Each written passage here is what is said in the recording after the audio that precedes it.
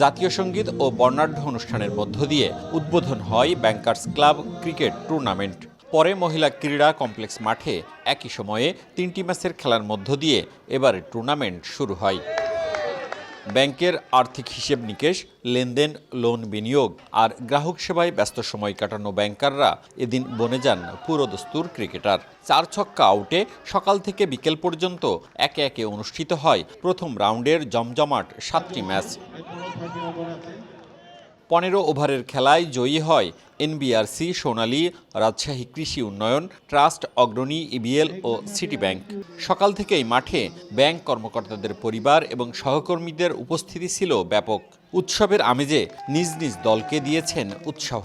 বলছেন, এই cricket tournament শুধুই খেলা নয়, এটি তাদের মিলন মেলা। এটা সবার সাথে একটা মিলন মেলা এবং এইটাকে আমরা এনজয় করি। এটা শুধুমাত্র একটা খেলা না, আমাদের একটা মনে করেন যে সম্মান, অনার।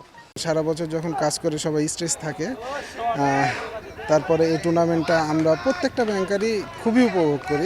ভাই ব্যাংকে আছে, খুবই ভালো লাগছে যে ওদের টিমটা যদি জিতে তো খুব খুশি হব। এবারের আসরে রাজশাহীর 46টি ব্যাংকের মধ্যে সরকারি, বেসরকারি ও তফসিলি 30টি ব্যাংকের 16টি দল অংশগ্রহণ করেছে। 16টা দলকে আমরা 4টা গ্রুপে ভাগ করেছি।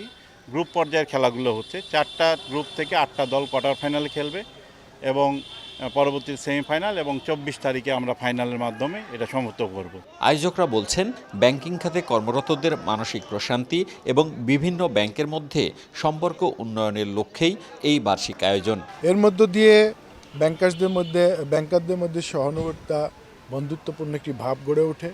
পাশাপাশি তাদের যে মানসিক ডিপ্রেশন কর্মক্ষেত্রে তৈরি হয়, সেটিও কাটায় উঠতে সক্ষম হবে বলে আমি বিশ্বাস করি। চমৎকার একটা ফ্যান্টাস্টিক আয়োজন। আমার মনে হয় যে ব্যাংকার্স কাপ এটা অনেক বছর ধরে হয়ে আসছে এবং এই টুর্নামেন্টটার মাধ্যমে আমার কাছে মনে হয় যে একজনের সাথে একজনের খুব সুন্দর সম্পর্ক তৈরি হয়। প্রতিটি ম্যাচ শেষে সেরা খেলোয়াড়, সর্বোচ্চ রান সংগ্রাহক এবং সর্বোচ্চ উইকেট শিকারীর জন্য রয়েছে বিশেষ পুরস্কার। আগামী 18 এপ্রিল ফাইনাল ম্যাচের মধ্য দিয়ে পর্দা নামবে এই আসরের। মওদুদ রানা, সময় সংবাদ, রাজশাহী।